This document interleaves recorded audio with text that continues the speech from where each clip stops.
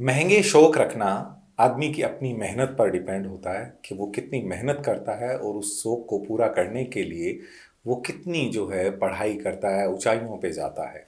लेकिन कुछ लोग हैं जो शौक तो नवाबों वाले रखते हैं, लेकिन वो रास्ता गलत इख्तियार कर लेते हैं। लेकिन गलत रास्ता लंबे दिन तक नहीं चल पाता। आखिर उनका मुकाम जो है वो बेहद डरावना और भयावह होता है। इसी तरह की एक कहानी आज आपको सुनाएंगे हरियाणा के पानीपत की, जिसमें किस तरह से नवाबों के शौक रखने वाले एक युवक को जा पहुंचा सलाखों के पीछे। हरियाणा के पानीपत में पुलिस ने फर्जी डीएसपी सुमित आहूजा को गिरफ्तार किया है। आरोपी कई महीनों से पुलिस के लिए सिरदर्द बना हुआ था। शिकायत मिलने के बाद पुलिस ने उसे पकड़ने के लिए पानीपत के अलावा पूरे प्रदेश के अलग अलग जिलों समेत कई राज्यों में दबिश दी थी। आखिरकार आरोपी को पुलिस ने शहर के 8 मरला इलाके से गिरफ्तार कर लिया। पुलिस ने उसे कोर्ट में पेश किया, जहां उसे 6 दिन के पुलिस रिमांड पर भेजा गया है। सुमित खुद को इन्वेस्टिगेशन ब्यूरो पंचकुला में डीएसपी तो पत्नी को पंजाब और हरियाणा हाई कोर्ट में अधिकारी बताता था। यानी इस फर्जीवाड़े में अकेला वो नहीं, बल्कि वो अपनी पत्नी को भी गलत डेजिनेटेड बताता था। 12वीं पास, जी हाँ, केवल 12वीं पास सुमित हुटर वाली लगी गाड़ी, अफसरों जैसा रुतबा और झूठे वादों के दम पर न सिर्फ लोगों को बल्कि पुलिस अधिकारियों तक गुमराह कर रहा था। सुमित इंस्पेक्टरों की पूरी कुंडली अपने पास रखता था, होटलों में वीआईपी ट्रीटमेंट लेता था, वह महंगी शराब का शौकीन था। उसने एक व्यक्ति से 1,80,000 की कीमत की 2 बोतलें ली थी। इसके साथ गाड़ी में 10,000 की कीमत वाली बोतलें हमेशा साथ रखता था। सुमित कैसे बना फर्जी डीएसपी और क्या क्या कारनामे किए, इसकी पूरी कहानी आपको विस्तार से बताते हैं। स्कूल में बेहद शरारती, पंजाब में शादी। पानीपत शहर के जाटल रोड के पास एक कॉलोनी में सुमित आहूजा का जन्म हुआ। उसने निजी स्कूल से 12वीं तक की पढ़ाई की थी। वह स्कूल में बेहद शरारती था। सुमित का एक छोटा भाई है। सुमित की शादी 2020 में यानी कि लॉकडाउन में पंजाब की तनवीर संधू से हुई। शादी के बाद कोई बच्चा नहीं है। माता पिता जाटल रोड पर स्थित मकान में ही रहते हैं, जबकि वह अपनी पत्नी के साथ मॉडल टाउन स्थित किराए के मकान में रहता है। लघु सचिवालय में इससे पहले वो कमीशन खोरी का काम करता था।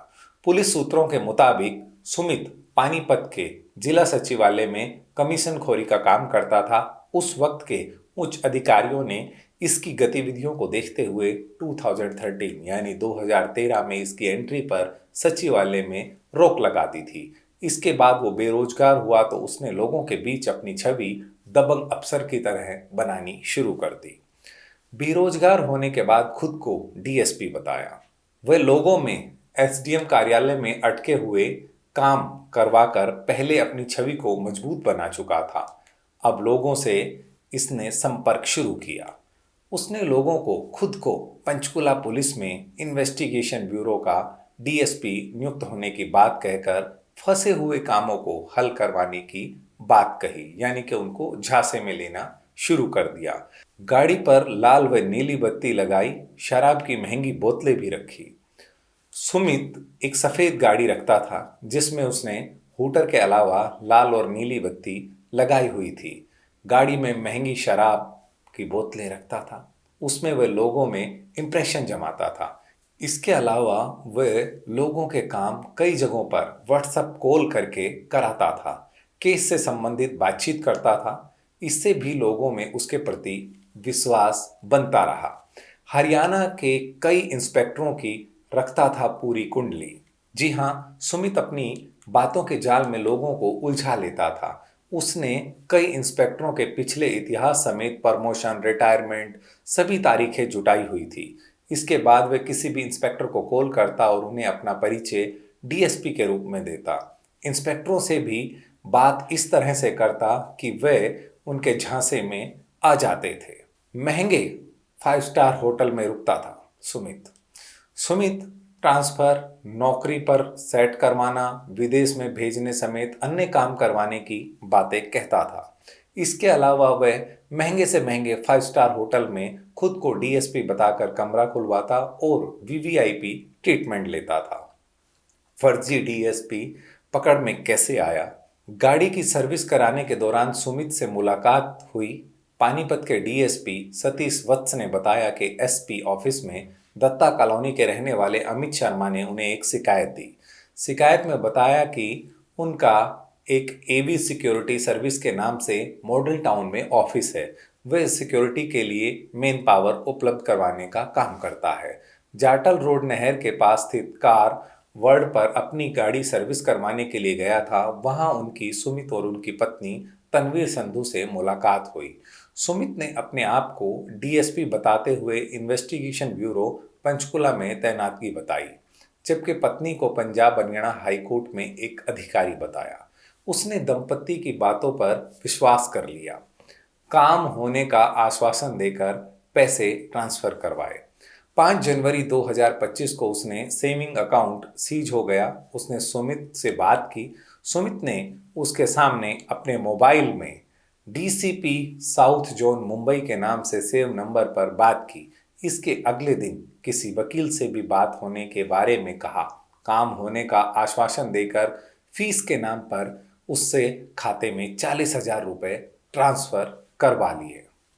पंजाब यूनिवर्सिटी में सिक्योरिटी का टेंडर दिलाने की बात कही। इसके बाद 14 जनवरी 2025 को सुमित ने उसके पास फोन कर कहा, पंजाब यूनिवर्सिटी में सिक्योरिटी में 4,000 व्यक्तियों का टेंडर आया है।